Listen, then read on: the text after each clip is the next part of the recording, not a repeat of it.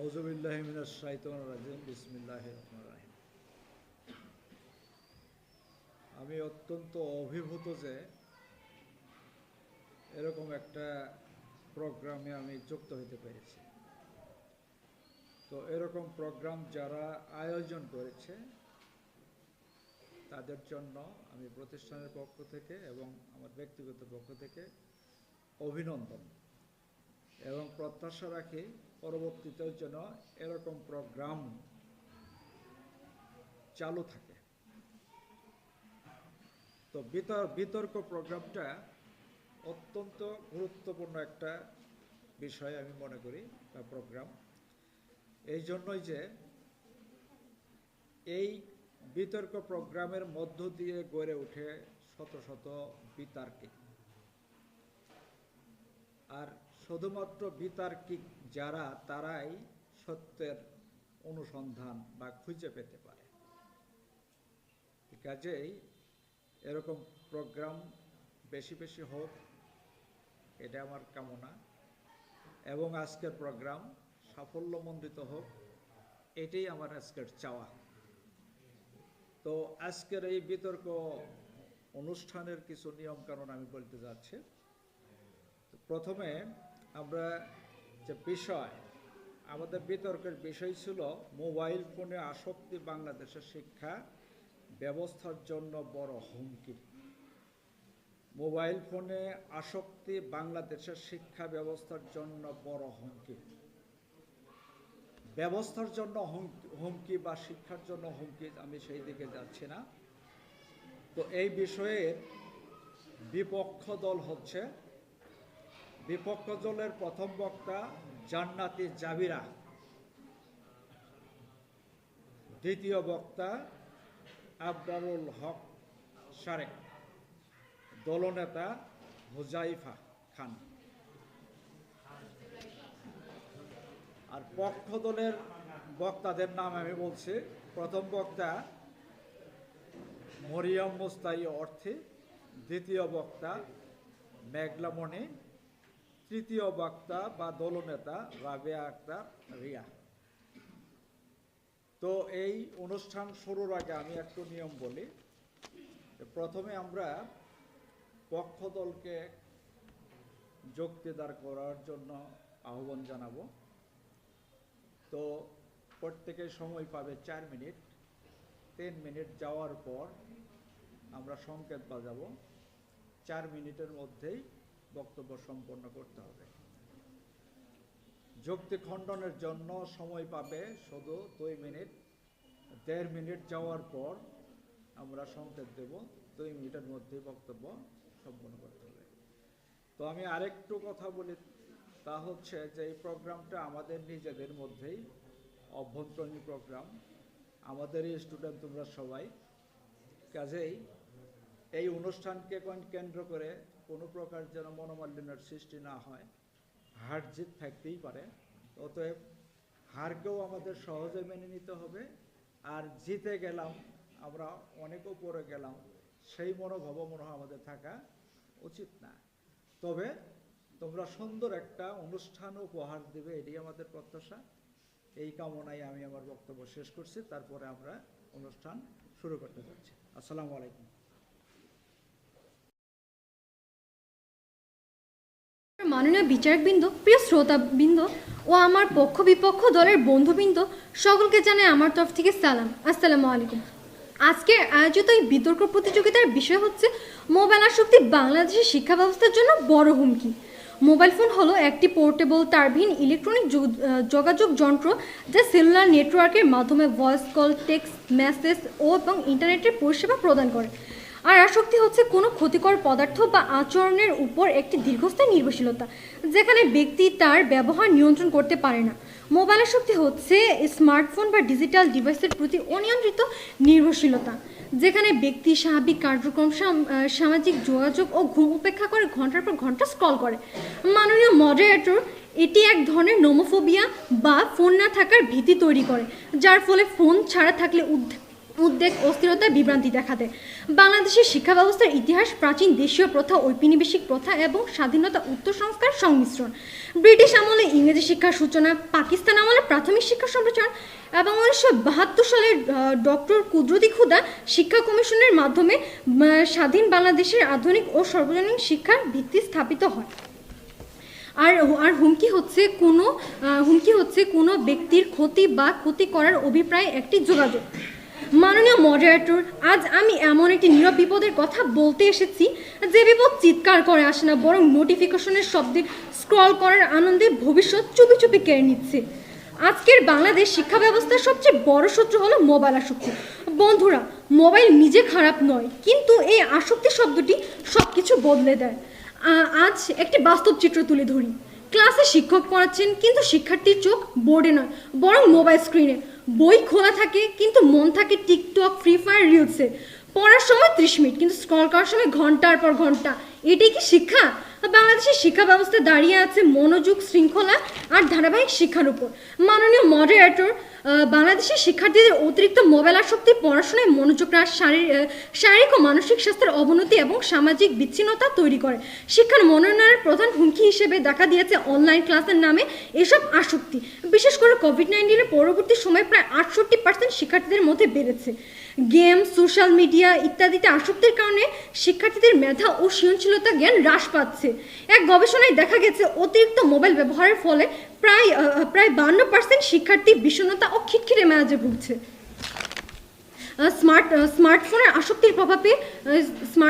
স্মার্টফোনের আসক্তির বেশি প্রভাব পড়ছে উঠতি বয়সী কিশোর কিশোরীদের উপর। বাংলাদেশের জনসংখ্যার ব্যুরোর জনশুমারি ও গৃহগণনা 2022-এর প্রতিবেদন অনুযায়ী দেশে 5 থেকে 17 বছর বয়সী শিশুদের মধ্যে প্রায় 52.89% শিক্ষার্থী মোবাইল ফোন ব্যবহার করছে। এদের মধ্যে ইন্টারনেট ব্যবহার করছে প্রায় 30.59%। বাংলাদেশ মেডিকেল বিশ্ববিদ্যালয় 2022-এর এক গবেষণায় দেখা গেছে স্মার্টফোন ব্যবহারকারী প্রায় 69% শিশু কিশোরীরা অনলাইনে বুলিং, যার ফলে হতাশাগ্রস্ত, পড়াশোনায় অনীহা, সবসময় মন খারাপ থাকে। এই কোমলমতি শিশুরা হলো আগামী বাংলাদেশের মেরুদণ্ড। তারা যদি এই মোবাইলে আসক্ত হয়, তাহলে আমাদের আগামীর বাংলাদেশ কি মেরুদণ্ড সোজা করে দাঁড়াতে পারবে বিশ্বের সামনে? মাননীয় মডারেটর, অনেক শিক্ষার্থী বলে পড়তে বসি কিন্তু মন বসে না। প্রশ্ন হলো মনটা গেছে কোথায়? মনটা গেছে মোবাইলের ভেতর। বন্ধুরা, যে প্রজন্ম বইয়ের চেয়ে স্ক্রিন বেশি চেনে, সে প্রজন্ম দিয়ে শক্ত শিক্ষা ব্যবস্থা গড়া যায় না। মাননীয় মডারেটর, তাই আমি চূড়ান্তভাবে বলতে চাই, মোবাইল আসক্তি বাংলাদেশের শিক্ষা ব্যবস্থার জন্য সবচেয়ে বড় হুমকি। ধন্যবাদ। সম্ভাষণ। আজকে বিতর্কের বিষয় নির্ধারণ করা হয়েছে মোবাইল ফোন আসক্তি বাংলাদেশের শিক্ষা ব্যবস্থার জন্য বড় হুমকি। আজকের প্রস্তাবনার বিপক্ষে দাঁড়িয়ে আমি শুরুতেই স্পষ্টভাবে বলতে চাই, মোবাইল ফোন আসক্তি বাংলাদেশের শিক্ষা ব্যবস্থার জন্য বড় হুমকি নয়, বরং কিছু ব্যক্তি আচরণগত সমস্যা, যা সঠিক নির্দেশনা ও ব্যবস্থাপনার মাধ্যমে সহজেই নিয়ন্ত্রণযোগ্য। আমি দলের প্রথম বক্তা হিসেবে আজকের বিতর্কের বিষয়কে সংজ্ঞান করে যাব। আমার দলের দ্বিতীয় বক্তা এবং দলনেত্রী এসে তথ্য উপাত্তের ভিত্তিতে যুক্তি সহকারে প্রমাণ করে দিয়ে যাবেন যে মোবাইল আসক্তি বাংলাদেশের শিক্ষা ব্যবস্থার জন্য বড় হুমকি নয়, বরং একটি সম্ভাবনাময় পথ। মাননীয় মডারেটর, সংজ্ঞানের সুবিধার্থে আমরা আজকের বিতর্কের বিষয়টিকে 3 ভাগে ভাগ করতে পারি। 1, মোবাইল আসক্তি; 2, শিক্ষা ব্যবস্থা; 3, হুমকি। মোবাইল আসক্তি বলতে বোঝায় একজন ব্যক্তি মোবাইল ফোনে অতিরিক্ত ব্যবহার করে নিজের পড়াশোনার সময় বা দৈনন্দিন কাজে ব্যাঘাত ঘটানো। এটি একটি ব্যক্তিগত আচরণগত সমস্যা, কোনো প্রযুক্তিগত সমস্যা নয়। অর্থাৎ মোবাইল আসক্তি হয় মানুষের ব্যবহারগত ভুল থেকে। শিক্ষা ব্যবস্থা বলতে মূলত একটি দেশের শিক্ষার পরিচালনা, প্রদান ও মূল্যায়নের পুরো কাঠামোকে বোঝায়। অর্থাৎ প্রাথমিক শিক্ষালয় থেকে বিশ্ববিদ্যালয় পর্যন্ত প্রতিষ্ঠানের গঠন, পাঠ্যক্রম, শিক্ষক-শিক্ষার্থী সম্পর্ক, নীতি, মূল্যায়ন পদ্ধতি সব শিক্ষা ব্যবস্থা অন্তর্ভুক্ত। এটি অত্যন্ত বিস্তৃত, সংগঠিত এবং বহুমাত্রিক একটি কাঠামো। কয়েকজন শিক্ষার্থীর অভ্যাসগত এতে ক্ষতি করতে পারে না। হুমকি বলতে বোঝায় এমন কোনো কারণ যা পুরো ব্যবস্থাপনাকে স্থায়ীভাবে ক্ষতিগ্রস্ত করে। অর্থাৎ শিক্ষা ব্যবস্থার জন্য হুমকি বলতে দেশের জাতীয় শিক্ষাদান মান, কাঠামো বা ভবিষ্যৎ ঝুঁকির মুখে পড়ে এমন কিছুকে বোঝায়। কয়েকজন শিক্ষার্থীর অভ্যাসগত সমস্যা কখনোই জাতীয় শিক্ষা ব্যবস্থার জন্য বড় হুমকি হতে পারে না। মোবাইল ফোন ব্যবহারের সমস্যা থাকতেই পারে, কিন্তু এই ছোট সমস্যা বড় হুমকি বলা বিভ্রান্তকর বা বাস্তবিক বা যুক্তিসঙ্গত নয়। বিষয়টাকে একটু ভালোভাবে তুলে ধরছি। মোবাইল ফোন হুমকি নয়, বরং শিক্ষা ব্যবস্থার সম্ভাবনার দিক। মানুষের মোবাইল ফোন শিক্ষাকে অনেক বেশি সহজলভ্য করেছে। Online class, digital content, YouTube learning, quiz ও মাল্টিমিডিয়া কন্টেন্ট, তাৎক্ষণিক ফিডব্যাক, মূল্যায়ন সবই শিক্ষার মান বৃদ্ধি করেছে। মাইনে মনিটর আমার প্রতিপক্ষ মোবাইল হুমকি নিয়ে কথা বলছে, কিন্তু আসক্তি মানে সব শিক্ষার্থীরা আক্রান্ত এমন নয়। মোবাইল ফোন যদি আসক্তি হতো শিক্ষা ব্যবস্থার জন্য, তাহলে শিক্ষাকে কেন্দ্র করে অনলাইনে এত কিছু গড়ে কখনোই উঠতো না। মোবাইল ফোন আসক্তি চাইলে নিয়ন্ত্রণ করা সম্ভব, তাই নিয়ন্ত্রণযোগ্য সমস্যাকে হুমকি বলা বিভ্রান্তকর। মোবাইল ফোন ব্যবহার করে বাংলাদেশের প্রান্তিক অঞ্চলের শিক্ষার্থীরা এখন উন্নত মানের শিক্ষা ব্যবস্থা সুযোগ পাচ্ছে, যা গ্রাম ও শহরের শিক্ষার্থীদের মাঝে বৈষম্য কমিয়ে আনছে। করোনাকালীন সময়ে মোবাইল ফোনই ছিল বাংলাদেশের শিক্ষা ব্যবস্থার জন্য শিক্ষা ব্যবস্থা চালু রাখা একমাত্র প্রধান হাতিয়ার। বর্তমান বিশ্বের কোনো দেশই মোবাইল ফোন ব্যতীত শিক্ষা ব্যবস্থা কল্পনা করতে পারে না। আমার প্রতিপক্ষ দ্বারা প্রথম বক্তা এটা বিপক্ষে বলে গেলেন। মোবাইল ফোন ব্যবহারের মাধ্যমে শিক্ষার্থীরা প্রাথমিক পর্যায় থেকে তথ্য প্রযুক্তির মৌলিক জ্ঞান অর্জন করছে, যা বর্তমান বিশ্বের সাথে তাল মিলে চলতে অপরিহার্য। বাংলাদেশের শিক্ষা ব্যবস্থার জন্য প্রধান হুমকিগুলো হলো মুখস্থ বিদ্যা, কোচিং সেন্টার নির্ভরতা, কারিকুলাম বাস্তবায়নের সমস্যা, অবকাঠামোগত ঘাটতি, প্রযুক্তিগত প্রশিক্ষণের অভাব, রাজনৈতিক হস্তক্ষেপ ইত্যাদি। এসব সমস্যা তুলনায় মোবাইল ফোন আসক্তি বড় হুমকি হতেই পারে না। এটি একটি ছোট সমস্যা মাত্র, যা আচরণগত ও ব্যবস্থাপনাগতভাবে সমাধানযোগ্য। প্রযুক্তি যখন শিক্ষাকে নিয়ন্ত্রণ করছে, তখন শিক্ষার্থীদের মোবাইল ফোন থেকে দূরে রাখা মানে শিক্ষার্থীদের পিছিয়ে দেওয়া। মোবাইল ফোন বাংলাদেশের শিক্ষা ব্যবস্থাকে অনেক বেশি আধুনিক করে তুলছে, এটিকে আপনি অস্বীকার করতে পারবেন বিজ্ঞ প্রতিপক্ষ? উন্নত বিশ্বের শিক্ষা ব্যবস্থা মোবাইল ফোনকে শক্তি হিসেবে ব্যবহার করছে, যেমন ফিনল্যান্ড, সিঙ্গাপুর, জাপান। মোবাইল আসক্তি কিছু শিক্ষার্থীর ব্যক্তিগত সমস্যা, ব্যক্তির সমস্যা পুরো শিক্ষা ব্যবস্থা নয়। শিক্ষা ব্যবস্থা নষ্ট হয় তখনই যখন কাঠামোগতভাবে ক্ষতিগ্রস্ত হয়, কিন্তু মোবাইল ফোন আসক্তির ফলে শিক্ষা ব্যবস্থা কাঠামোগতভাবে ক্ষতিগ্রস্ত হয় না, তাই একে বড় হুমকি বলা যায় না। আমার প্রতিপক্ষ দলের প্রথম বক্তা নিজেও জানেন যে শিক্ষা ব্যবস্থার জন্য মোবাইল ফোনের আসক্তি হুমকি নয় বিধায় তিনি আমার জন্য কোনো যুক্তিগত প্রশ্ন রেখে যেতে পারেননি। তাই আমি বলবো, মোবাইল আসক্তি কখনোই শিক্ষা ব্যবস্থার বড় হুমকি হতে পারে না। এটি একটা আচরণগত সমস্যা এবং এটি খুব সহজে নিয়ন্ত্রণযোগ্য। তাই আমি আবার জোরে বলছি, মোবাইল আসক্তি শিক্ষা ব্যবস্থার বড় হুমকি নয়। ধন্যবাদ মাননীয় মডারেটর, ধন্যবাদ।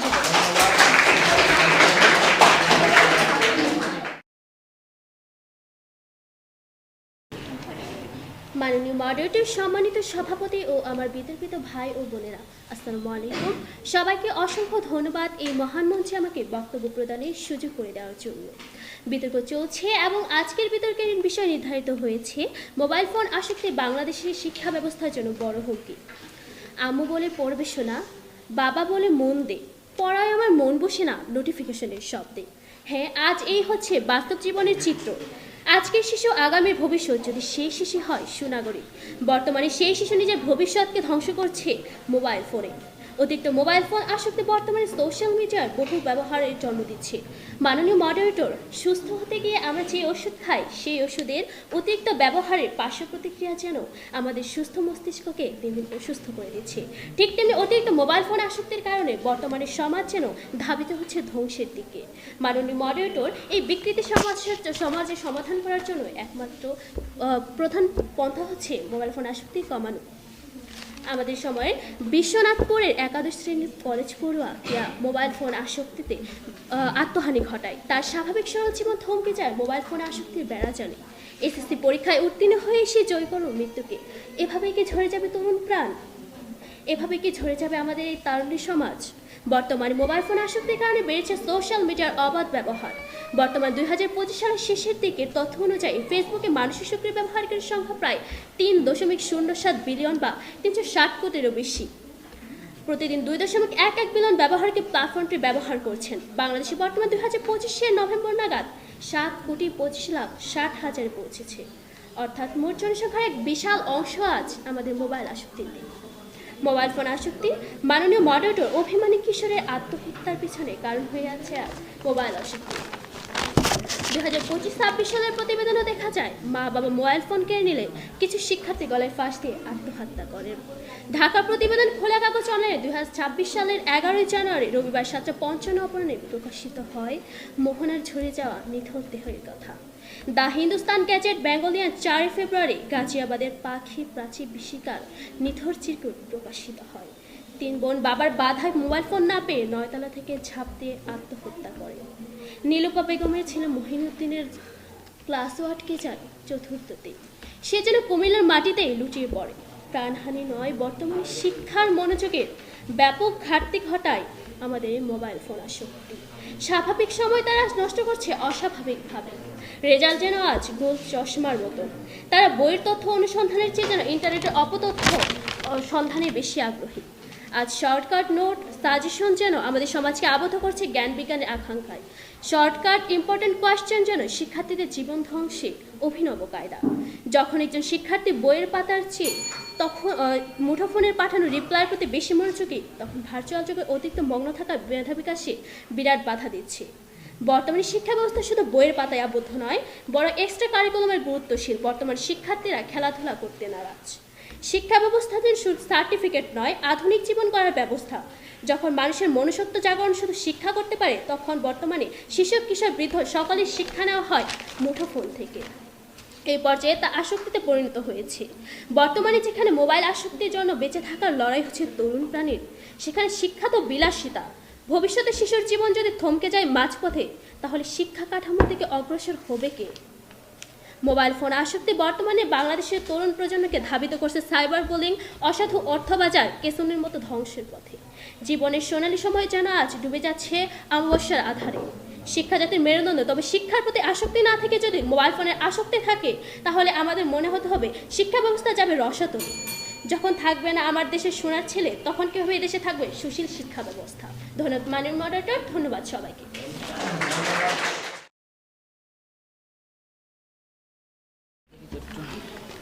পকেটবন্দি বিশ্বে এখন মুঠে ভরা গান, তথ্য প্রযুক্তির এই জোয়ারে জাগছে নতুন প্রাণ। মোবাইল যদিও হুমকি, তবে শিক্ষা কেন আজ দাঁড়ে দাঁড়ে? হাতের ছোঁয়ায় মুক্ত আকাশ, অজানাকে করা যায় বারে বারে। বিজ্ঞান দিয়েছে যে উপহার, তাকে কেন তবু ভয়? সঠিক ব্যবহারে মোবাইল ফোন আনবে শিক্ষার নতুন জয়। মাননীয় মডারেটর, হ্যাঁ মাননীয় মডারেটর, যেখানে তথ্য প্রযুক্তি ব্যবহারের ফলে এই বিশ্বভূখণ্ডে মানবজাতি উন্নত এবং আধুনিক জীবনযাপনে ছোঁয়া পেয়েছে, সেখানে কেন মোবাইল ফোন বাংলাদেশের শিক্ষা ব্যবস্থার জন্য বড় হুমকি হয়ে দাঁড়িয়েছে, সে কারণ উদ্ঘাটনের জন্য আজকে আমাদের বিতর্ক।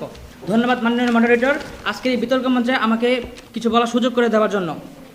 বিতর্ক চলছে এবং আজকের বিতর্কের বিষয় নির্ধারিত হয়েছে মোবাইল আসক্তি বাংলাদেশের শিক্ষা ব্যবস্থার জন্য বড় হুমকি। বাস্তবতা প্রেক্ষাপটে আমি এবং আমার দল এ বিষয়ে বিপক্ষে অবস্থান করছি। মাননীয় মডারেটর, পক্ষ দলের প্রথম বক্তা এবং দ্বিতীয় বক্তার কথা শুনে মনে হলো তারা ব্যবহার এবং আসক্তির পার্থক্যটা গুলিয়ে ফেলেছেন। মাননীয় মডারেটর, পক্ষ দলের বক্তারা বেশ আবেগ দিয়ে মোবাইল ফোন আসক্তির এক ভয়ানক চিত্র এঁকেছেন, কিন্তু দুঃখের বিষয় তাদের পুরো বক্তব্যে ভয় ছিল, কিন্তু বাস্তবসম্মত কোনো সমাধান ছিল না। ওনারা ভুলে গেছেন যে আজ ওনারা যে তথ্যের উপর ভিত্তি করে এখানে বক্তব্য দিচ্ছেন, সেই তথ্যের বড় একটা অংশ হয়তো ওনারা এই মোবাইল ফোন থেকে সংগ্রহ করেছেন। যাকে তিনি শিক্ষা ব্যবস্থার জন্য বড় হুমকি বলেছেন, তাকেই তিনি নিজের গানের উৎস হিসেবে ব্যবহার করেছেন। তারপরেও আপনি এই বিষয়ের পক্ষ নিয়ে আমাদের সাথে বিতর্ক করতে আসছেন, যা দেখে আমি এবং আমার দল খুবই হতাশ হয়েছি। মাননীয় মডারেটর, বাংলাদেশের আহমদ সাদিকের 10 মিনিট স্কুল বা শিক্ষার মতো প্ল্যাটফর্মগুলো আজ কোটি শিক্ষার্থীর কাছে পৌঁছে গিয়েছে। মাননীয় মডারেটর, আমরা দেখি গ্রামের একটি ছেলে যার কাছে ভালো কোনো কোচিং সেন্টারে যাওয়ার মতো কোনো টাকা নেই, সে মাত্র 20 থেকে 30 টাকা ইন্টারনেট কিনে মোবাইল ফোনে ব্যবহার করে জটিল সব গণিত বা বিজ্ঞানের সমাধান পাচ্ছে। একে আসক্তি বলা মানে হলো ওই দরিদ্র মেধাবী শিক্ষার্থীর সুযোগটুকু কেড়ে নেওয়া। মাননীয় মডারেটর, বর্তমান বিশ্বের কর্মসংস্থান এখন আর শুধু সার্টিফিকেটে সীমাবদ্ধ নেই। ফ্রিল্যান্সিং, সফটওয়্যার ডেভেলপমেন্ট বা ডিজিটাল মার্কেটিংয়ের মতো পেশায় বা বাংলাদেশের তরুণরা যা সাফল্য দেখাচ্ছে, তার হাতেখড়ি হচ্ছে এই মোবাইল ফোনের মাধ্যমেই। মোবাইল ফোনকে আসক্তি বলে দূরে ঠেলে দেওয়া মানে হলো আমাদের ভবিষ্যৎ প্রজন্মকে বৈশ্বিক শ্রমবাজার থেকে বিচ্ছিন্ন করে ফেলা। মাননীয় মডারেটর, আগে মানুষ অসুস্থ হলে ডাক্তারের দেখা পেতে 2 দিন লেগে যেত, সেখানে আজ ঘরে বসে ভিডিও কলের মাধ্যমে সেবা নিতে পারছেন। এভাবে মোবাইল ফোন আমাদের শিক্ষা, চিকিৎসা এবং পেশাগত জীবনে অত্যন্ত গুরুত্বপূর্ণ ভূমিকা রেখেছেন। মাননীয় মডারেটর, আমি পক্ষ দলের প্রথম বক্তাকে দৃষ্টি আকর্ষণ করে বলতে চাই, তিনি বলেছেন যে গেম খেলে নাকি যেমন ফ্রি ফায়ার খেলে অনেকে আসক্ত হয়ে পড়ছেন। আমি সেটা উত্তর হিসেবে আমি তাকে বিনীতভাবে জানাতে চাই যে আধুনিক বিশ্বে গেমিফিকেশন হলো শিক্ষার অন্যতম সেরা পদ্ধতি। ভিডিও গেমের মাধ্যমে একজন শিক্ষার্থী যে রিফ্লেক্স, প্রবলেম সলভিং স্কিল এবং কৌশলগত চিন্তা তৈরি হয়, যা অনেক সময় নির্প্রাণ পাঠ্য বই দিতে পারে না। আমার প্রতিপক্ষ দল হয়তো এখনও সেই যুগে পড়ে আছে যেখানে পড়াশোনা মানে শুধু মুখস্থ করা। গেম খেলা যদি আসক্তি হয়, তবে সেই একই গেম প্রযুক্তি ব্যবহার করে তৈরি করা এডুকেশনাল অ্যাপ আজ পড়ার বিষয়কে আনন্দদায়ক করেছে। আমরা আসক্তিকে সৃজনশীল রূপান্তর করেছি। অর্থাৎ প্রতিপক্ষ দল গেম খেলে আসক্ত হওয়া তাদের একটি অজুহাত, অর্থাৎ তাদের যে 3টি হাত রয়েছে, যেমন ডান হাত, বাম হাত এবং অজুহাত, এবং সেই অজুহাত দিয়ে তারা বিশ্বভূখণ্ডে মোবাইল ফোনের যে অগ্রগতি সেটাকে ক্ষুণ্ণ করার চেষ্টা করছে, তাই স্পষ্ট আমরা বুঝে গিয়েছি। আমি আমার প্রতিপক্ষ দলকে বলতে চাই, শাক দিয়ে যেমন মাছ ঢাকা যায় না, তেমন এই বাসায় মোবাইল ফোন ইউজ করে স্ক্রিপ্ট লিখে এনে এই বিতর্কের মঞ্চে আপনারা সেই মোবাইল ফোনের বিতর্কে আপনারা যুক্তি দিতে পারবেন না। মোবাইল ফোন যদি মাননীয় মডারেটর, শিক্ষার মূল লক্ষ্য হলো মানুষের জীবনকে উন্নত করা। মোবাইল ফোন যদি চিকিৎসা বিজ্ঞানের শিক্ষা ও সেবাকে সাধারণ মানুষের দোরগোড়ায় পৌঁছে দিতে পারে, তবে একে হুমকি বলাটা চরম সংকীর্ণ মানসিকতার বহিঃপ্রকাশ। মাননীয় মডারেটর, আমি এবার আসক্তি এবং ব্যবহারের বিষয়টি পরিষ্কার করতে চাই। যাই হোক, পরিশেষে আমি বলতে চাই, সব কিছু একটা ভালো এবং খারাপ দিক রয়েছে। আমাদের উচিত খারাপ দিকটা বর্জন করে ভালো দিকটাকে কাজে লাগিয়ে আমি আমার প্রতিপক্ষ দলকে আহ্বান জানাবো সেই ভালো জিনিসটাকে গুরুত্ব দিয়ে জীবনকে এগিয়ে নিয়ে যাওয়ার জন্য। ধন্যবাদ সবাইকে। ধন্যবাদ মাননীয় মডারেটর।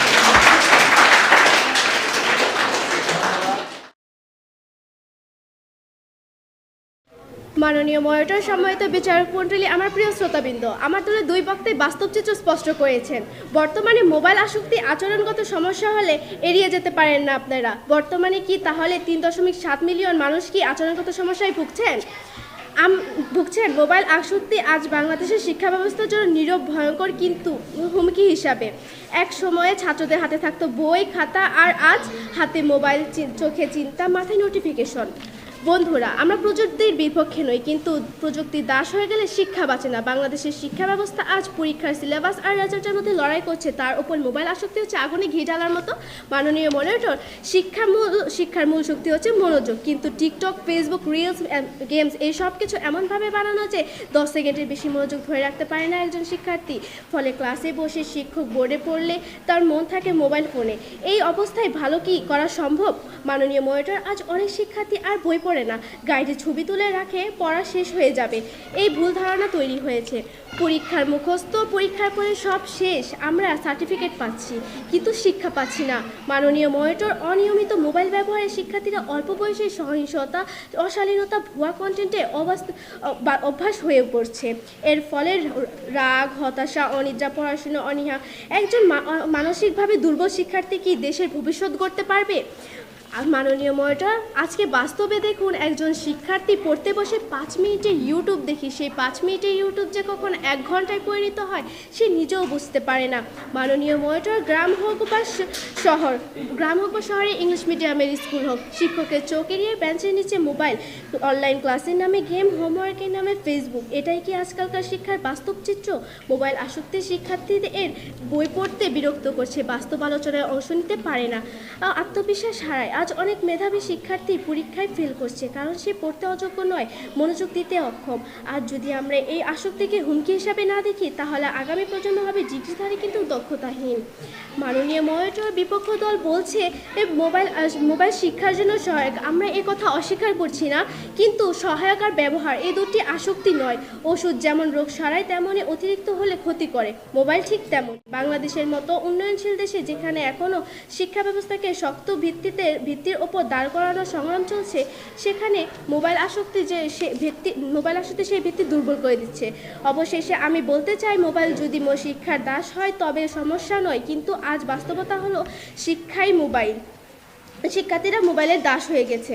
মাননীয় মডারেটর, আগে শিক্ষক ছিলেন জ্ঞানের একমাত্র উৎস, আজ গুগল শিক্ষক মনে করে অনেক শিক্ষার্থী প্রকৃত শিক্ষাকে সম্মান দিতে ভুলে যাচ্ছে, শিক্ষা ব্যবস্থার ভিত্তি নড়ে যাচ্ছে এখানেই। মাননীয় মডারেটর, আমরা মোবাইলকে শত্রু বলছি না, কিন্তু আসক্তি অবশ্যই শত্রু বলছি, কারণ নিয়ন্ত্রণহীন মোবাইল ব্যবহারে মনোযোগ নষ্ট করছে, শিক্ষার মান কমাচ্ছে, ভবিষ্যতে প্রজন্মকে দুর্বল করছে। সুতরাং আমরা দৃঢ়ভাবে বলতে পারি, মোবাইল আসক্তি যদি এখনই নিয়ন্ত্রণে আনতে না পারি, তাহলে বাংলাদেশের শিক্ষা ব্যবস্থা কাগজে আধুনিক হলে বাস্তবে হবে ছাপা। এই বক্তব্যের মাধ্যমে আমি আমার আলোচনা শেষ করছি। ধন্যবাদ।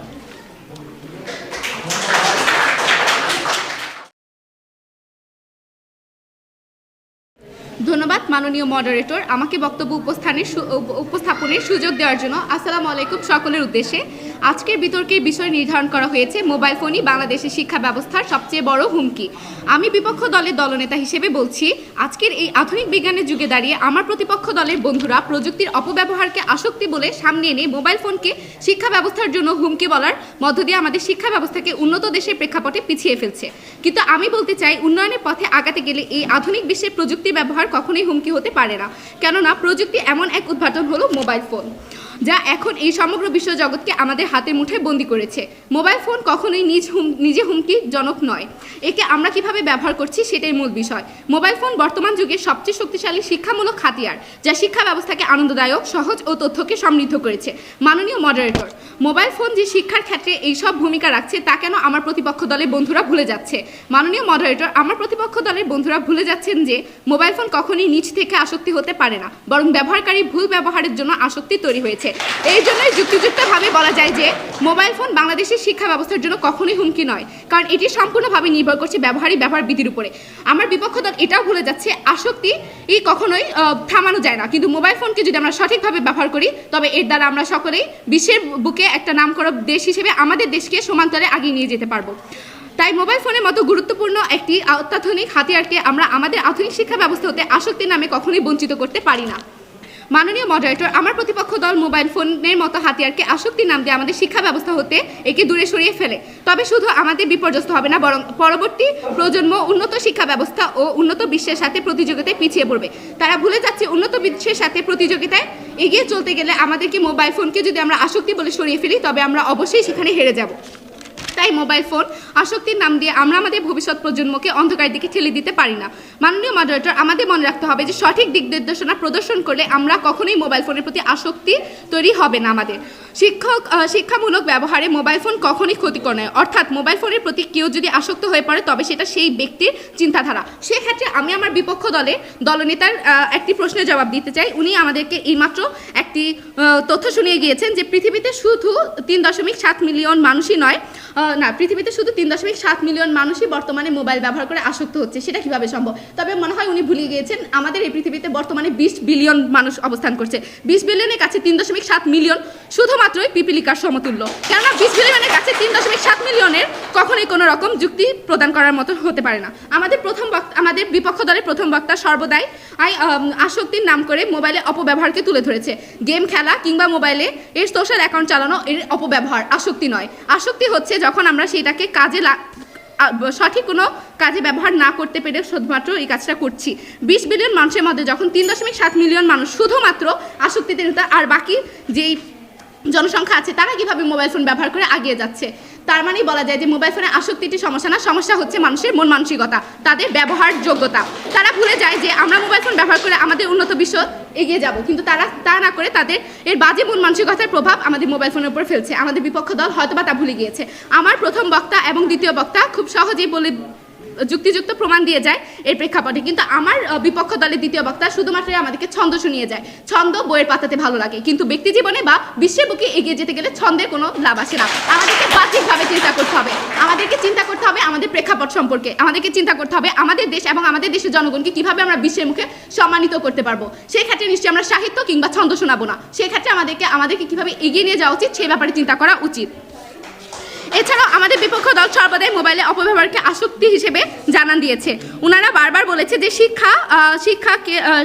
শিক্ষক পড়াচ্ছে আর শিক্ষার্থীরা ফোন চালাচ্ছে। এটা শুধুমাত্র শিক্ষা প্রতিষ্ঠানের সমস্যা এবং শিক্ষকদের পরিচর্যার সমস্যা, মোবাইল ফোনের না। সেক্ষেত্রে আমি বলতে পারি জোরালোভাবে যে আমার পক্ষের বিষয়, অর্থাৎ বাংলাদেশের শিক্ষা ব্যবস্থার ক্ষেত্রে মোবাইল ফোন অবশ্যই হুমকিজনক নয়।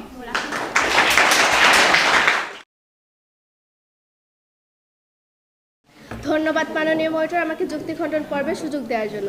মাননীয় বিচারকবৃন্দ, সম্মানিত বিরোধী দল বলছে মোবাইল নাকি শিক্ষার জন্য আশীর্বাদ, অনলাইন ক্লাস, ইউটিউব, গুগল সব শেখায়। আমরা এটা অস্বীকার করছি না, কিন্তু প্রশ্ন হলো ব্যবহার কি আসক্তি? আমাদের বিতর্কের বিষয় হচ্ছে ব্যবহার নয়, মোবাইল আসক্তি। এটা আমাদের বাংলাদেশের শিক্ষা ব্যবস্থার জন্য বড় হুমকি।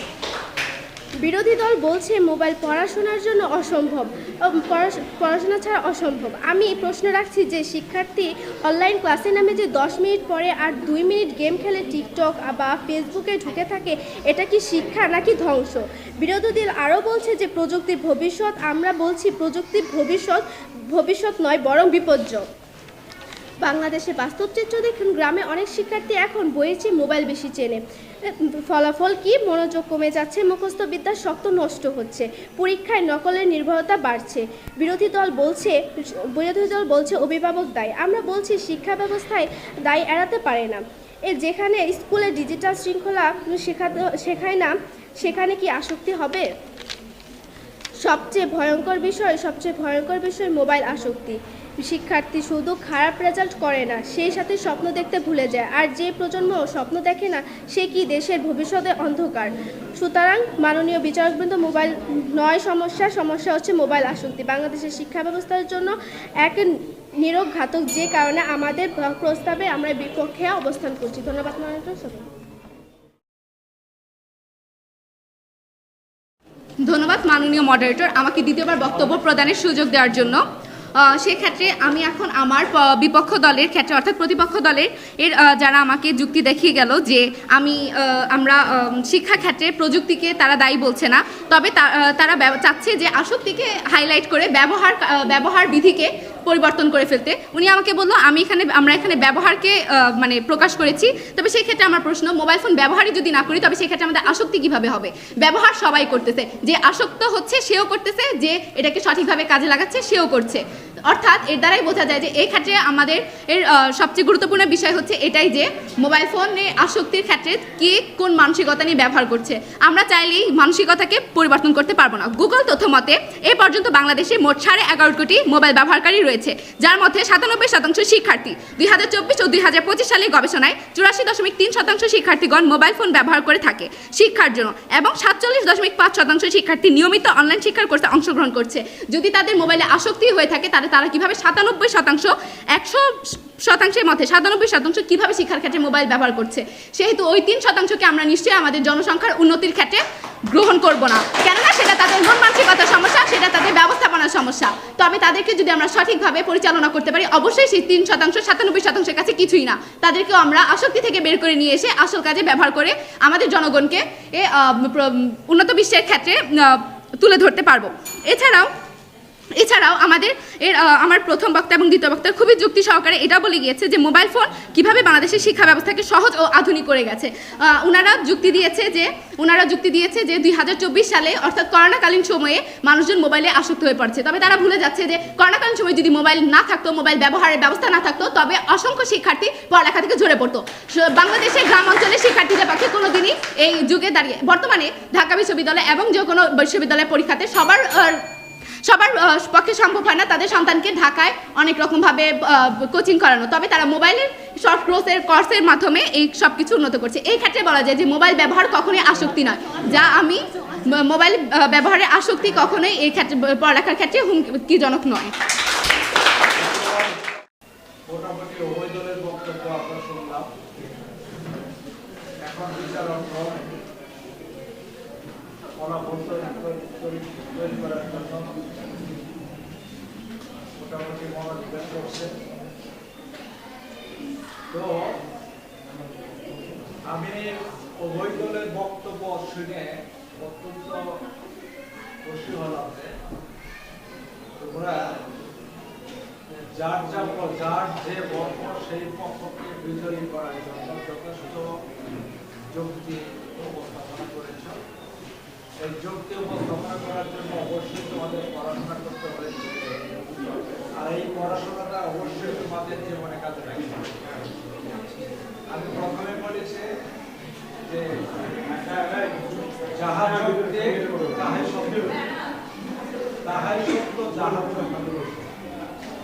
অযুক্তি কখনো সত্য হতে পারে না। সবসময় যুক্তি নেই সত্য। অতএব আমাদের যৌক্তিক হতে হবে। তো আমি এই প্রসঙ্গে একটা কথা বলি। একজন বিখ্যাত চিন্তাবিদ, তার নাম যাযাবর, বলছেন হচ্ছে বিজ্ঞান দিয়েছে, ব্যাগ কেড়ে নিয়েছে আবেগ। বিজ্ঞানের ব্যাগ ঠিকই আছে, কিন্তু আবেগও কেড়ে নিয়েছে। বিজ্ঞানের ব্যাগে আমরা অবশ্যই উপকৃত হয়েছি, তবে আমাদের কিছুটা আবেগ বিজ্ঞান নিয়ে। বিজ্ঞানের আবিষ্কার আমাদের কল্যাণকর, এটা অস্বীকার করার নেই। তবে বর্তমানে বিজ্ঞান কল্যাণকর কিছু করার চেয়ে অকল্যাণকর কিছু করার ক্ষেত্রে বেশি ভাবছে। মানব কল্যাণে যদি বিজ্ঞান বর্তমান কাজ করে, তাহলে এই দেশের দারিদ্রতা শুধু অভিধানেই থাকবে শব্দটি, জাদুঘরেও খুঁজে পাওয়া যাবে এটা দারিদ্রতাকে। বর্তমান বিজ্ঞান যদি মানুষের কল্যাণে কাজ করে, আসলে কল্যাণে কাজ হচ্ছে এটাও সত্য, তবে কল্যাণের চেয়ে অকল্যাণের দিকেই বিজ্ঞান বেশি ধাবিত হচ্ছে। সেটা কেমন? উন্নত বিশ্ব অর্থাৎ বড় বড় শক্তিশালী দেশগুলো অস্ত্র নির্মাণে তারা বিজ্ঞানকে কাজে লাগাচ্ছে, যাতে করে তারা পৃথিবীটাকে তাদের হাতের কিরানক হিসাবে রাখতে পারে। এই জন্যই বিজ্ঞান মানুষের অকল্যাণকর কিছু সৃষ্টিতেই বেশি ব্যয় হচ্ছে। যাই হোক, আমার কথা একটাই, যে পক্ষ দল বিপক্ষ দল যথেষ্ট ভালো বক্তব্য রেখেছে, তবে বাস্তবতা এটাই যে মোবাইল ফোনের যথেষ্ট উপকারিতাও আছে, আবার অপকারিতাও আছে। বিশেষ করে টিনএজ যাদেরকে টিনএজ বলা হয়, তারা নিজের সম্পর্কে যথেষ্ট সচেতন নয়। তারা এই মোবাইল ফোনের যে অপব্যবহারগুলো, নিষিদ্ধ দিকগুলোই তারা বেশি করে দেখছে। তবে যারা মোটামুটি সচেতন বা সচেতন মহল, এই মোবাইল ফোনটাকে তাদের কল্যাণেই কাজে লাগাচ্ছে। আমি আমার বাস্তবতা থেকেও যেটা বলতে পারি, যে আমি এক সময় একটা শব্দ খুঁজে পাওয়ার জন্য ডিকশনারি অনেক ঘাটাঘাটি করতে হয়েছে, কিন্তু এখন একেবারেই কম সময়ের মধ্যেই সেই শব্দটা খুঁজে পাই, বা আমার যে তথ্যটা দরকার, জানা দরকার, সেটা আমি সহজেই আমার হাতের কাছে পেয়ে যাই। আবার এটাও সত্য যে আমার সেই ফোনটা ব্যবহার করে আমার ছেলে তার মূল্যবান সময় নষ্ট করতেছে। আমি কিন্তু এই ফোন ব্যবহার করে আমি যথেষ্ট কিছু অর্জন করতেছি, যেটা আমার শিক্ষকতার ক্ষেত্রে অনেকটা সহায়ক। ঠিক আমার এই ফোনটা ব্যবহার করেই আমার সেই আদরের ছেলেটি তার মহামূল্যবান সময় নষ্ট করছে। যাই হোক, উভয় দলকেই আমি ধন্যবাদ জ্ঞাপন করছি। এই জন্যই তোমরা যথেষ্ট যৌক্তিক আলোচনা করেছ। তো এত কম সময়ের মধ্যেই তোমরা এত সুন্দরভাবে তোমাদের যুক্তি উপস্থাপনা করবে, এটা আমি আসলেই এই ব্যাপারে হতভাগ বলতে আমি আশ্চর্য হয়েছি। তো তোমাদের এই যে তথ্য সংগ্রহ, পড়াশোনা, এটা যদি তোমরা অব্যাহত রাখো, তাহলে আমার বিশ্বাস যে তোমরা ভবিষ্যতে ভালো বিতার্কিক হতে পারবে। তো আমি প্রথমেই বলেছি, একজন বিতার্কিক খুঁজে পেতে পারে সত্য এবং সেটা উপস্থাপনা করতে পারে। এই বিতর্ক অনুষ্ঠানের আরেকটা বড় দিক হচ্ছে যে যারা বিতার্কিক তারা তাদের নিজেকে এত সুন্দর করে উপস্থাপনা করতে পারে, একজন বিতার্কিক নয় সে পারে না। তো আমাদের নিজেদেরকে উপস্থাপনাটা সুন্দর করে উপস্থাপনাটা এটা আমাদের জন্য একটা শিল্প। এটা অনেক পড়াশোনার লোক জানাও পারে না, আবার মোটামুটি কম পড়াশোনা লোকও তার নিজেকে সুন্দর করে উপস্থাপনা করতে পারে। তা আমি মনে করি আমাদের প্রত্যেককেই সুন্দর করে উপস্থাপনা করার অনুশীলন করা দরকার। কারণ কারো পোশাকে লেখা থাকে না যে PhD holder, master degree holder, সেটা লেখা থাকে না। তবে নিজেকে উপস্থাপনার মধ্য দিয়েই একজন প্রমাণ করতে পারে সে PhD holder, master degree holder কিংবা জিরো হোল্ডার। অতএব আমি আবারও ওই দলকে ধন্যবাদ দিচ্ছি। এখন মোটামুটি ফলাফল রেডি হতে যাচ্ছে। আমি কিছুক্ষণ পরেই হয়তোবা আমার হাতে ফলাফল এসে পৌঁছবে। আচ্ছা, এখন ওই আমাদের যে আয়োজক, তোমাদের এই বিশেষ করে আইডিয়াল ডিবেট ক্লাব অ্যাপ্রুভাল নেওয়ার ব্যাপারে যে ছেলেটি নিরলস পরিশ্রম করছে, আমাদের শরণাপন্ন হয়েছে, আমাদের স্কুল প্রশাসনের শরণাপন্ন হয়েছে, বারবার তারা কাগজ সাবমিট করেও অ্যাপ্রুভাল পায় নাই, সেই ছেলেটির নাম জাহিন। জাহিনকে আমি এবং আমার প্রতিষ্ঠানের পক্ষ থেকে, সব স্যারদের পক্ষ থেকে অসংখ্য ধন্যবাদ যাচ্ছে। এবার আমাদের জাজেসদের মধ্যে থেকে 2-1 জন কথা বলবেন। প্রথমেই জাহিন কিছু বলবে। জাহিনের কথার মধ্য দিয়েই আমরা যারা জাজেস ছিলেন বিচক্ষণশীল, তারা উভয়ই, তারা তোমাদের উদ্দেশ্যে কিছু বলবে। তো এই আর কি। ধন্যবাদ সকলকে একটি চমৎকার বিতর্ক উপস্থাপন করার জন্য। এবার আমাদের মাঝে কিছু বলবেন আমাদের শ্রদ্ধেয় আলিমুল স্যার। আমাদের জীবনের জন্ম থেকে মৃত্যু পর্যন্ত আমাদের জ্ঞান অর্জন করতে হবে। আগের মানুষ, প্রাচীন মানুষ জ্ঞান অর্জন করেছে, বিজ্ঞানের মানুষ আরও জ্ঞান অর্জন করবে। এআইয়ের যুগে শুরুতে আমি বলতে চাই যে যারা বিতার্কিক থাকবে, যারা বিচারক থাকবে, মডারেটর থাকবে, তাদেরকে সম্মান জানিয়ে উপস্থাপনাটাকে প্রাণবন্ত করে তুলতে হবে।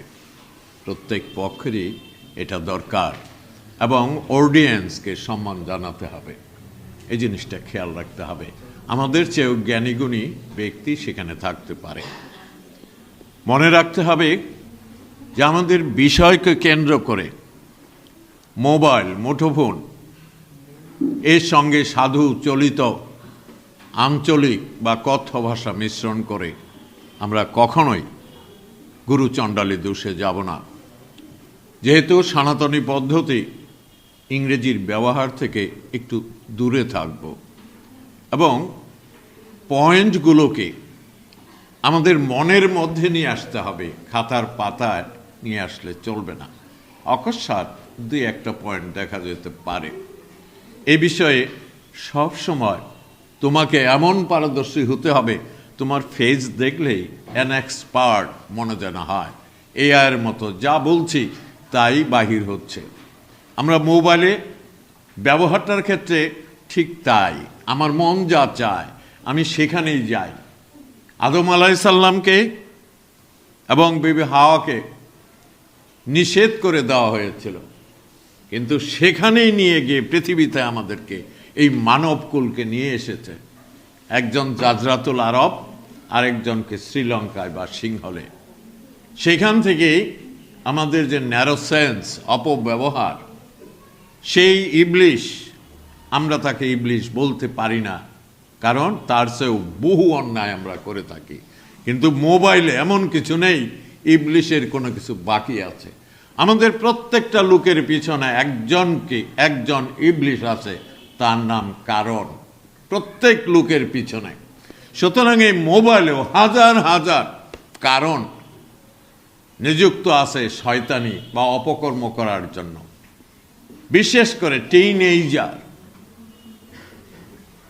বা মিড এইজার যারা, তারাও আজকাল তোমরা জেনে থাকবে যে জাতিসংঘের এমন ব্যক্তিগুলো জড়িত হয়েছে বর্তমান সময়ের এক কেলেঙ্কারিতে যা চিন্তা করা যায় না। কিন্তু মোবাইলে এমন কিছু রয়েছে যা ভালো, জ্ঞান অর্জন করার মতো, খেলাধুলার মতো রয়েছে, কিন্তু ব্যায়ামটা আমাদের হবে না। কিন্তু আমাদের ব্রেন সব সময় ইভিল সেন্সের দিকে কাজ করে, আমরা জ্ঞান অর্জনের জন্য ব্যবহার করতে চাই না।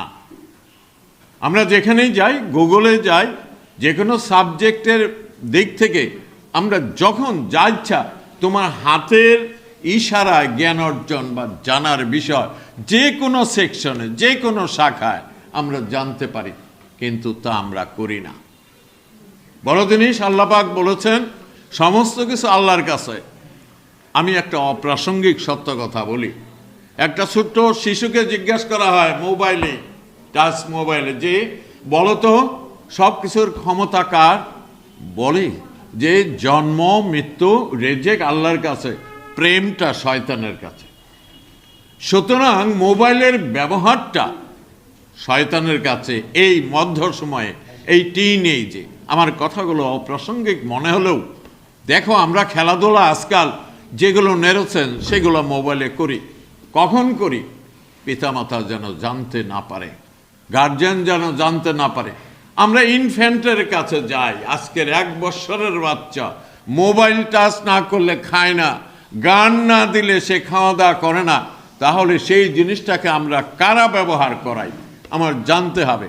তাহলে ভালো জিনিস যদি আজকে আমরা জানি, ভালো ব্যবহার, ভালো উপস্থাপনা, ভালোবাসার ব্যবহার, আমরা ভাষা বলতে একদম যোগ করে বলেছিল আজকাল ভালোবাসা করতে গেলে 5 তালা 10 তালা তালা লাগাইলে তো 3 তালা বাসা হয়। এক ঘরে 3টা তালা, আর একটা 3টা ফ্লোর, 2nd ফ্লোর। তাহলে এই ফ্লোর করতে গেলে ইট, সিমেন্ট, রড কত কিছু দরকার হয়। জ্ঞান অর্জন করতে গেলে এই রুম থেকে আরেক রুমে যাইতে হইলে 1 বছর সময় দরকার। অর্থাৎ একটা শ্রেণী থেকে একটা শ্রেণীতে যাইতে 1টা বছর আমাদের দরকার। তাহলে জ্ঞান অর্জন আমরা কতটুকু করি সেটা আমাদের জানা দরকার, এবং নিজেকে কতটুকু প্রস্তুত করি। সুতরাং এইখানে ব্যবহার যদি ঠিক হয়, জেনুইন হয়, ঈমান, আকীদা এগুলো যদি থাকে, এমনকি সঠিক ব্যবহার করতে পারি, আমরা মানসিকভাবে শান্তি পাবো, সামাজিকভাবে শান্তি পাবো, এবং ওই যন্ত্র যে উদ্দেশ্যে যিনি আবিষ্কার করেছেন কল্যাণের জন্য তা সার্থক হবে। এবং এই দিন বেশি দূরে নয়, মুসলিমরা একসময় 40 বছর রাজত্ব করবে, সেই সময় হবে শান্তির সময়। এরপরে পৃথিবীতে কি হবে শেষ নবী বলে যায়নি। সুতরাং এই বিজ্ঞান আমাদের ধ্বংসের দিকে নিয়ে যায়, সেদিক থেকে আমাদেরকে বেরিয়ে এসে সঠিক ব্যবহার করতে হবে, মানব কল্যাণ করতে হবে, ধর্মের কল্যাণ নয়। ধর্মই হচ্ছে মানুষের কর্ম, কর্মই হচ্ছে ন্যায়, এবং যা সমাজ, বিশ্ব সমাজ, বিশ্ব ব্রহ্মাণ্ডকে গড়ে তুলবে। সেই দিনই এই মোবাইলে যে পক্ষে বিপক্ষে অনেক কিছু তোমরা সুন্দর করে বলেছ, পক্ষের খাতিরে বিপক্ষের খাতিরে, কিন্তু এটা সত্য, আমাদের এই মন, এই নিঃশ্বাস আমরা নিতে পারি, কিন্তু বাহির করার ক্ষমতা আছে কিনা নাই। আমরা এই জ্ঞানটা অর্জন করতে পারি, কিন্তু যখন ইভিল সেন্স ব্যবহার করতে যাই সমাজে, তখন অন্যায়, অপরাধ, ঘুষ, দুর্নীতি, সমাজের যা কিছু রয়েছে পরিপন্থী সব সংগঠিত হয়। এবং এই কথা খেয়াল রাখবে, মোবাইলে যাই কিছু ঘটুক না কেন সমাজে তার প্রতিফলন ঘটবে। বিশেষ করে আমরা ইন্ডিয়ান কতগুলো চ্যানেল আমরা দেখে থাকি, প্রতিটা পরিবারে দেখবা ঝগড়া, মারামারি, কাটাকাটি, বহু বিবাহ, সম্পত্তি নিয়ে যে ব্যবহারজনিত জিনিসগুলো আমাদের দেশে ছড়িয়ে পড়েছে। এমন একদিন আসবে এই ছাত্রছাত্রীরাই, এদেশের নাগরিকরাই এই মোবাইলের কল্যাণমূলক বা যে কোনো বিজ্ঞানের শাখার কল্যাণমূলক ব্যবহার করবে। এই বলে আমি তোমাদের আশার বাণী শোনাচ্ছি যে তোমরাই সেই আলফা বা বিটার জেনারেশন, যারা এই মোবাইলকে কল্যাণের দিকে ব্যবহার করবে। যখন মোবাইল ছিল না, যখন টেলিফোন ছিল না, তখনও মানুষ দূর থেকে কথা বলেছে, পত্রের মাধ্যমে বলেছে, কবুতরের মাধ্যমে বলেছে, নানা রকম উপকরণ সন্দেশের মাধ্যমে বলেছে। ধীরে ধীরে পরিবর্তন হয়েছে। এখনো আমরা আমাদের আবেগ, আমাদের কথাবার্তা, আমাদের সংসার, আমাদের সমাজ, আমাদের বিশ্ব মানবতা বিজ্ঞানের মাধ্যমে আমরা করছি। যখন এই কল্যাণটা হবে সেই দিনই সারা পৃথিবী, বিশ্ব ব্রহ্মাণ্ড, জাতিসংঘ বলি, সম্মিলিত জাতিপুঞ্জই বলি, অথবা নতুন শান্তির দুর্গই বানাক, তাহলে শান্তি আসবে সেদিন যারা বা মানুষরা এই বিজ্ঞানকে কল্যাণের জন্য, শান্তির জন্য সঠিক ব্যবহার করবে। এই বলেই আল্লাহর উপর ভরসা রেখে, তোমাদের প্রতি আশা রেখে যে তোমরাই এই নাগরিক হও যারা এই মোবাইলকে সঠিক ব্যবহার করে কল্যাণের কাজে লাগাবে এই প্রত্যাশা রেখে আমি যদি অবান্তর কিছু বলে থাকি তা ক্ষমা চেয়ে আমার বক্তব্য এখানে শেষ করছি। যারা বিচারক ছিলেন, যারা কমিটির লোক ছিলেন, যারা আয়োজন করেছেন, সবাইকে ধন্যবাদ দিয়ে এই কষ্টের ফলাফল আরও সুন্দর হোক এবং যারা পক্ষে বিপক্ষে রয়েছে একজনই বিজয়ী হবে বা একটা পক্ষই বিজয়ী হবে এবং যারা বিজয়ী হবে না তারা না থাকলে বিজয়ী হওয়ার স্কোপ ছিল না। এই বলেই সবাইকে ধৈর্য ধরার জন্য এবং ভালো কাজ করার প্রত্যাশা রেখে আমার বক্তব্য শেষ করছি। ধন্যবাদ। এবার জনাব অগ্নিদামকে কিছু বলার জন্য অনুরোধ করছি। সকলকে শুভেচ্ছা জানিয়ে আমি আমার বক্তব্য শুরু করছি। স্যারই বলে গিয়েছেন, এজন্য আমি এই বিষয়ে আর বাড়তি কিছু বলবো না। আমি যেটি বলতে চাচ্ছি সেটি হচ্ছে যে আজকের বিতর্কটি এমনিতেই খুবই সুন্দর হয়েছে, আমরা খুবই উপভোগ করেছি। তবে উভয় দলেরই বক্তাদের কিছু কিছু জায়গায় কিছু মনে হয় একটু ঝামেলা রয়ে গিয়েছে, যেটা পরবর্তীতে কোথাও গিয়ে যদি বিতর্ক করতে চাও এই বিষয়গুলোকে তোমরা চাইলে সংশোধন করতে পারো। আমি শুরু থেকেই বলছি, প্রথমে বলছি পক্ষ দলের প্রথম বক্তা, তোমার বক্তব্যটি যখন দেখলাম তখন দেখলাম যে তোমার স্ক্রিপ্ট নির্ভরতাটা একটু বেশি, মানে স্ক্রিপ্ট দেখে পড়ার প্রবণতাটা আসলে বলতে গেলে একটু বেশি। আমি ব্যক্তিগতভাবে যে বিচারকদের প্রতি একটা দৃষ্টি আকর্ষণের ব্যাপারটা সেটা আমি ওইভাবে পাইনি। এছাড়া বক্তব্য সুন্দর ছিল, উচ্চারণও ভালো ছিল এবং আমার কাছে মনে হয়েছে যে প্রথম বক্তা হিসেবে একজনের যে প্রধান কাজ সেটা হচ্ছে সংজ্ঞায়ন করা। আমার মনে হয় যে বিষয়টা যেটা দেওয়া হয়েছে সেটার উপর সম্পূর্ণ সংজ্ঞায়ন আমি পাইনি। আজকের বিষয়ে বাংলাদেশের শিক্ষা ব্যবস্থার একটা সংজ্ঞায়ন আমি ভালো আশা করেছিলাম, যেটা আমি ওইভাবে পাইনি, এবং আসক্তির একটা সংজ্ঞায়ন আমি ভালোভাবে পাইনি। এছাড়া একটা পয়েন্ট তুমি ভালো বলেছো, কোভিড-19-এর সময় একটা পয়েন্ট তুমি নিয়ে এসেছিলে, যে বিষয়টি খুব ভালো লেগেছে। সময়ের বিষয় নিয়ে কিছু বলবো না, কারণ সময় আমি দেখেছি যে সবাই সঠিক সময়ে মোটামুটি তাদের বক্তব্য শেষ করেছে। এবার আমি বলবো বিপক্ষ দলের প্রথম বক্তাকে নিয়ে। তারও মোটামুটি স্ক্রিপ্ট নির্ভরতা ছিল এবং তার একটা স্ট্যান্ড পয়েন্ট দাঁড় করিয়েছে পক্ষ দলের বিষয় বিপক্ষে, যেটা হচ্ছে যে মোবাইল ফোনে আসক্তি বাংলাদেশের শিক্ষা ব্যবস্থার জন্য বড় হুমকি নয় বরং সম্ভাবনার পথ, এরকম একটা স্ট্যান্ড পয়েন্ট তারা নিয়ে এসেছিল। এই স্ট্যান্ড পয়েন্টের পর আমরা প্রথম বক্তার কাছ থেকে যথাযথ সংজ্ঞায়ন পেয়েছি। যেখানে পক্ষ দলের প্রথম বক্তা বাংলাদেশের শিক্ষা ব্যবস্থার একটা সংজ্ঞায়ন দেয়নি, সেখানে বিপক্ষ দলের প্রথম বক্তা এই সংজ্ঞায়নটি দিয়েছে এবং আসক্তির বিষয়টিকে বিপক্ষ দলের প্রথম বক্তা খুব সুন্দরভাবে একটু বলেছে। এছাড়া আমি মনে করি যে আরেকটি সুন্দর কথা বলেছে আমাদের বিপক্ষ দলের প্রথম বক্তা, সেটি হচ্ছে যে উন্নত বিশ্বে মোবাইল ফোনের ব্যবহারের যেটা ইতিবাচক দিক রয়েছে, অর্থাৎ তারা শুধুমাত্র লেখাপড়ার বাইরে গিয়ে বিভিন্ন খেলা, বিভিন্ন গেমগুলোকেও তারা কিভাবে মানসিক কল্যাণের জন্য ব্যবহার করছে, এই দিকগুলো কিন্তু বিপক্ষ দলের প্রথম বক্তা কিছুটা তুলে ধরেছে। এরপর আমরা পক্ষ দলের দ্বিতীয় বক্তার ক্ষেত্রে দেখি, তার বিষয়ে একটি ইতিবাচক দিক হচ্ছে যে তার স্ক্রিপ্ট নির্ভরতাটা অনেক কম ছিল, মানে অন্যান্য যারা বক্তা ছিল তাদের থেকে পক্ষ দলের দ্বিতীয় বক্তার স্ক্রিপ্ট নির্ভরতা কম ছিল এবং সে অনেক তথ্যসূত্র দিয়েছে, অর্থাৎ বিভিন্ন পত্রিকা, বিভিন্ন অনলাইন যোগাযোগ মাধ্যমের বিভিন্ন কোটেশনগুলো তুলে ধরেছে যে কোন সালে কি ঘটনা ঘটেছে এবং এতে মোবাইল ফোনের কি সম্পর্ক, মানে সব কিছু সে সুন্দরভাবে তুলে ধরেছে। তবে এখানে একটা মূল কথা হচ্ছে যে পক্ষ দলের যেখানে উচিত ছিল যে মোবাইল ফোনের আসক্তি এটি বাংলাদেশের শিক্ষা ব্যবস্থার জন্য বড় হুমকি, এই বিষয়টা তাদের হাইলাইট করা উচিত ছিল, কিন্তু সেখানে আমরা দেখেছি যে বাংলাদেশের শিক্ষা ব্যবস্থার জন্য মোবাইল ফোনটা কেন হুমকি এই বিষয়টা কিন্তু পক্ষদল স্পষ্ট করে যেতে পারেনি। তারা শুধু মোবাইল ফোনের যে ব্যবহারের নেতিবাচক দিকগুলো সেগুলোকে তুলে ধরেছে। এরপর আমরা দেখেছি যে পক্ষ দলের প্রথম বক্তা ডক্টর কুদরতি খুতা শিক্ষা কমিশনের একটা বিষয় তুলে ধরেছিল, যেটিকে কিন্তু দ্বিতীয় বক্তা পরবর্তীতে আর ব্যাখ্যা করতে পারেনি এবং আমরা এখানে সঠিক কোনো যুক্তি খণ্ডন পাইনি এবং সময় ঠিকই ছিল। এবার আমরা বিপক্ষ দলের দ্বিতীয় বক্তার দিকে যাচ্ছি। সে ভালো কিছু যুক্তি খণ্ডন দিয়েছে, তার স্ক্রিপ্ট নির্ভরতা ছিল, কিন্তু মনে হয়েছে যে তার মধ্যে একটু সৃজনশীলতা ছিল, মানে সে নিজে থেকে দু একটা কথা বলেছে যেটা বিষয়ের পক্ষে খুবই যুক্তিযুক্ত। তবে তার একটা কথা হচ্ছে, সে হচ্ছে পক্ষ দলকে একটা কথা বলেছিল, যেটা হচ্ছে যে আপনারা কেন বিষয়টির পক্ষ নিলেন তা বুঝতে পারছি না। তো এইখানে আজকের যে বিষয়টি এটি কিন্তু নির্ধারিত, এখানে কিন্তু পক্ষ দল বিষয়টির পক্ষ নিজের ইচ্ছায় নেয়নি, তাকে বিষয়টি দেওয়া হয়েছে। সেখানে চাইলে তুমি বলতে পারো না যে এই বিষয়টির পক্ষ তোমরা কেন নিলে। এবং আমরা কিছু যুক্তিখণ্ডন পেয়েছি, পাশাপাশি মোবাইল ফোন যে সম্ভাবনার দিক, মানে তারা যে স্ট্যান্ড পয়েন্টটা নিয়েছে, মানে শিক্ষা ব্যবস্থার জন্য হুমকি নয় বরং সম্ভাবনার পথ, মোবাইল ফোন যে সম্ভাবনার পথ, এজন্য সে কিছু যুক্তি দিয়ে গিয়েছে, যেটি আমার খুব ভালো লেগেছে। এবং সময়ের বিষয় নিয়ে আমার এখানে আরও কিছু বলার নেই। এবার আমরা যাব পক্ষ দলের তৃতীয় বক্তার দিকে।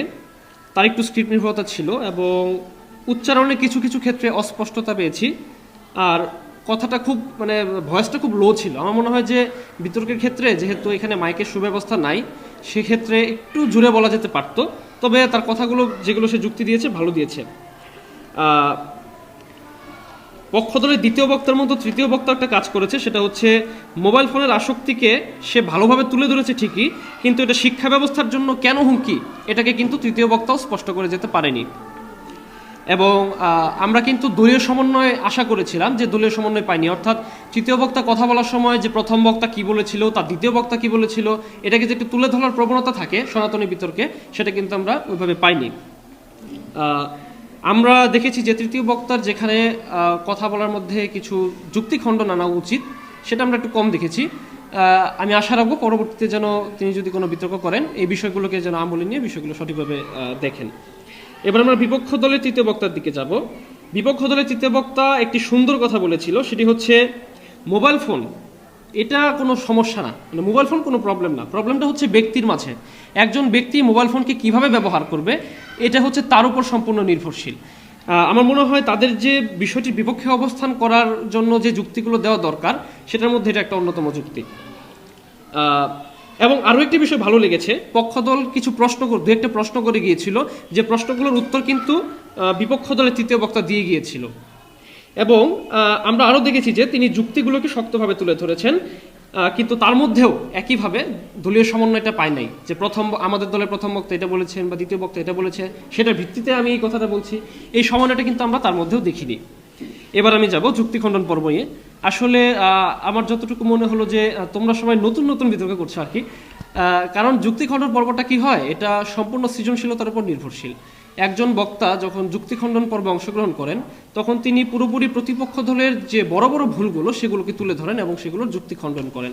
তবে আমরা দেখেছি তোমরা উভয় তৃতীয় বক্তা তোমরা যুক্তিখণ্ডন পর্বে কিন্তু তোমাদের যুক্তিগুলো, যে প্রতিপক্ষের যুক্তিগুলো, সেগুলোকে খণ্ডন করনি, বরং নিজেরা নতুন যুক্তি দিয়েছ। এবং যুক্তিখণ্ডনের ক্ষেত্রে বিপক্ষ দলের যে দ্বিতীয় বক্তা, সে নিজে একটা যুক্তি দিয়েছে, মানে নিজে একটা তথ্যসূত্র তুলে ধরে এবং সেই তথ্যসূত্রের উপর ভিত্তি করে নিজের যুক্তিকে নিজেই খণ্ডন করেছে, যেটা কিন্তু আমাদের বিতর্কের আশা নয়। তবে তার একটা যুক্তি খণ্ডন ছিল, সেটি হচ্ছে যে করোনা মহামারীর বিষয়ে তাদের দলের যে প্রথম বক্তা মনে হয় কিছু বলেছিল, সেই বিষয়ে সে একটা যুক্তি খণ্ডন করেছিল। তবে একটা জিনিস আমার খুব মানে নিজে থেকে একটু খারাপ লাগে, সেটা হচ্ছে যে প্রতিপক্ষ দল তাদের তৃতীয় বক্তা মানে যুক্তি খণ্ডন পর্বে যখন শেষের দিকে ছিলেন, সেই মুহূর্তে কিন্তু আমরা পাশে থেকে দেখেছি তাকে কিছু বলে দেওয়া হয়েছে। আসলে এটা কিন্তু বিতর্কের ক্ষেত্রে গ্রহণযোগ্য নয়। যখন কোনো বক্তা কিছু বলবেন, পাশে থেকে কিন্তু বলে দেওয়া যায় না। তো এগুলো কিছু ভুল রয়েছে এবং আমার কাছে মনে হয়েছে যে যুক্তিখণ্ডন পর্বটা তোমাদের কিছুটা এআই নির্ভর ছিল। আমার কাছে মনে হয়েছে যে মানে এআই এর কাছ থেকে তোমরা কিছু বক্তব্য তুলে নিয়ে আসছো, সরাসরি সেটা পাঠ করছো, মানে নতুন কিছু যুক্তিখণ্ডন যে করবা সেটা কিন্তু কম হয়েছে। আমি আশা রাখবো পরবর্তীতে তোমরা যদি বিতর্ক করো, এই ছোট ছোট ভুলগুলোকে তোমরা সঠিক করবে। আমি আর বেশি কিছু বলবো না। সবাইকে শুভকামনা জানিয়ে আমি আমার বক্তব্য শেষ করছি। ধন্যবাদ সকলকে।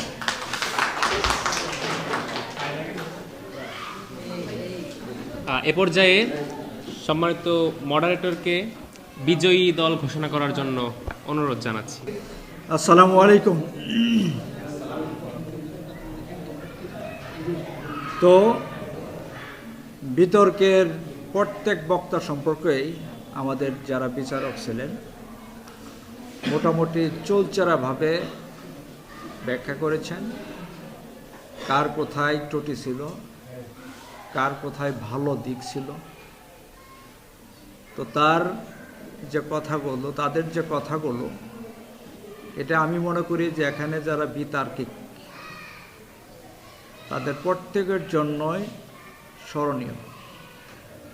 যদি তোমরা বিতর্কে থাকো, আরও যদি বিতর্ক করো, তাহলে তাদের কথাগুলো অবশ্যই খেয়াল করতে হবে। একজন বিতার্কিক অবশ্যই স্পষ্টভাষী এবং তার কণ্ঠস্বর মধুর হবে, অবশ্যই সেটা কর্কশ হবে না। আসলে এটা সনাতন পদ্ধতির ব্যাপার। আমি আবার একটু ইংরেজি পড়াই, ইংরেজি কথাটা একটু বেশি আসে, বাংলা কথা আসলে দুঃখিত বেশি বলা যায় না। আমাকে প্রথমেই বলে দেওয়া হয়েছে যে স্যার এটা সনাতনী পদ্ধতিতে এই অনুষ্ঠানটা, এই কাজেই বাংলাই বলবেন। তো আমি আমাদের বিচারক যারা ছিলেন তাদেরকে ধন্যবাদ দিচ্ছি, আর যারা অনেকক্ষণ থেকে বসে আছে দর্শক হিসেবে তাদেরকেও ধন্যবাদ। আবারও ধন্যবাদ দিচ্ছি যারা বিতার্কিক। তো আমরা আশা করি যে এরকম অনুষ্ঠান আরও উপহার দাও। তো আমি শব্দর ক্ষেত্রে বলে থাকি যে একটা শব্দ অর্থ জানা যেমন জরুরি, বানান জানাটাও ততটা জরুরি, ইভেন ওই শব্দটার উচ্চারণ জানাটাও তেমন জরুরি। অতএব উচ্চারণ ব্যাপারে অবশ্যই সতর্ক হতে হবে। তো আমি যে বিষয়টা উপস্থাপনা করতে যাচ্ছি এটা অবশ্যই একটা কাঙ্ক্ষিত ব্যাপার। এক একজনের এক এক ভাবনা। যারা বিপক্ষে আছে তারা ভাবতেছে যে আমরা ভালো কথা বলছি, আমরাই বিজয়ী হব। যারা পক্ষে আছে তারা ভাবতেছে যে আমরাই বিজয়ী হবে। উভয় দলের মধ্যে অবশ্যই একটা অন্যরকম বোধ কাজ করতেছে। তা আমি প্রথমেই বলেছি হার জিত থাকবে। আর এখানে যারা বিচারক হিসেবে ছিলেন তাদের দক্ষতা, পারদর্শিতা আমরা অবশ্যই তাদের কথার মধ্য দিয়েই বুঝতে পেরেছি। অতএব এখানের তোমাদের ফলাফলটা অবশ্যই পক্ষপাত তুষ্ট না, অত্যন্ত নিরপেক্ষতার সাথে বিচার হয়েছে। তো যাই হোক, আমি এখন ফলাফল ঘোষণা করতে যাচ্ছি। আমি কাকে যে বলবো, কিভাবে বলবো, কোন দলকে বলবো আমি তো ভেবে উঠতে পারতেছি না। তো আজকের বিজয়ী দল কোনটা হইতে পারে? বিপক্ষ দল আজকে